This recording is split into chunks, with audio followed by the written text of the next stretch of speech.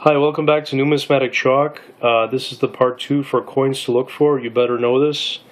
I will review coins that are a little bit less intuitive for people to collect, but do have value, and you should keep an eye out for. I would like to start with the Jefferson nickel in a rather recent year, 2009.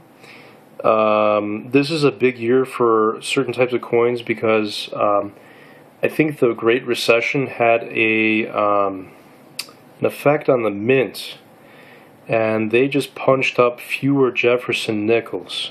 Just to give you an idea, I think the mintage numbers are somewhere between 200 to 700 million annually for Jefferson nickels from the U.S. mints totals.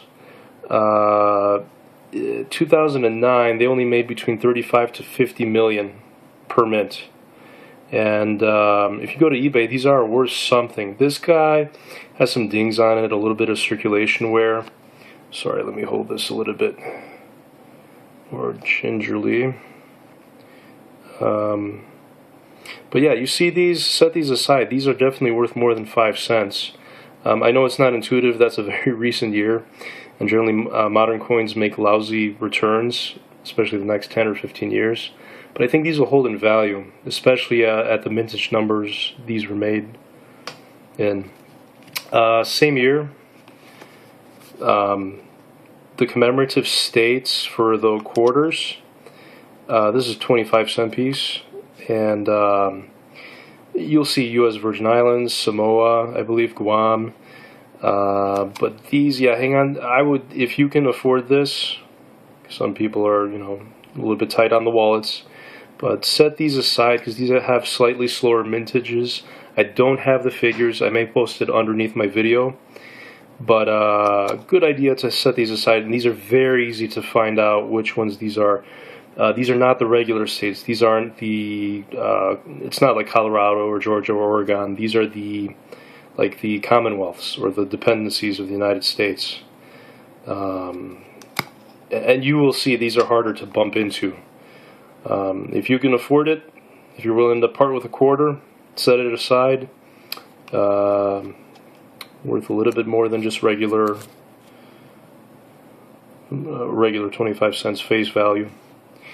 Another also not intuitive thing for collectors to look at, and it seems adverse also because it looks like damage, circulation, like severe circulation damage, are clipped coins or off-center coins. I only have an example of a clipped coin. You can see that on the bottom of the obverse of a Roosevelt dime. This is only a 2004 Pennsylvania, but you'll see it's clipped at the bottom where it says "In God We Trust." On the back, it doesn't show as much, but you see definitely see a deformation there. And if this is truly struck by the mint, this error here could be worth anywhere to a buck or two. If you're willing to part with a dime, and you see this, set it aside. You never know.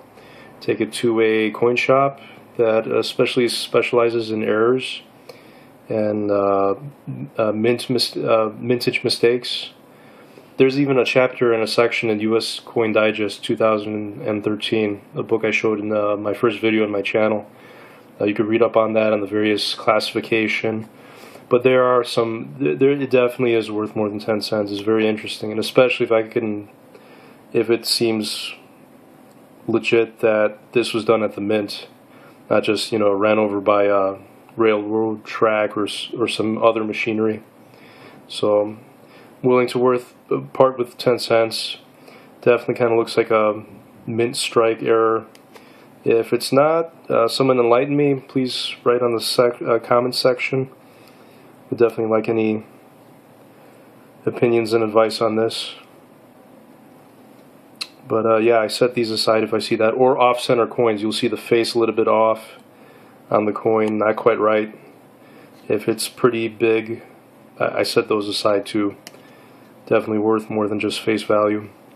And the last one, this one's a little bit more tedious, but when looking through change, there is something called rotated dies, and I'll use as an example is this Washington piece, 25 cents, 1998. American coins, U.S. coins will be struck obverse. Keep the face straight and flip them upside down. And whatever is on the reverse should line up. If you flip it like so, and it comes off like this, the reverse looks like this, even though your front looked like it was straight, that's a rotated die. And the more the angle goes, the more the coin is worth. The more severe the rotated die, the more the coin is worth. And yeah, I definitely looked through my change. Through coin roll hunting, it's a little more tedious because there are a lot more coins, but if I'm bored, I'm sitting in traffic, I have a pocket full of change, I just kind of flip. European coins and foreign coins may be different. You may have to flip them like so. You may have to flip them left to right, like I just did. Sorry, it's not coming off on the camera right. But for American United States coins, it's right side up, and they should line up. So, and if they say there's a degree, it's measured in degrees of the rotated die, so like 30 degrees, 90 degrees, and a full 180 degrees. And again, the greater the rotated die, the more degrees, the more the coin is worth. And it could be a fresh, modern coin. You see this, set that aside, it's definitely worth more than face value. So, yeah, that's, excuse me, part 2, it's the coins to look for. You better know this. Yeah, I'll call this only slightly more advanced than the basics for coin collecting. You should know this stuff down pat. And yeah, thank you again for visiting. Comments below, please. I believe I will post a link if I could find an example for rotated dies and some mintage numbers, especially 2009. I'm really happy I found this guy. I know how relatively rare this is in circulation. But thank you again. Thanks for visiting.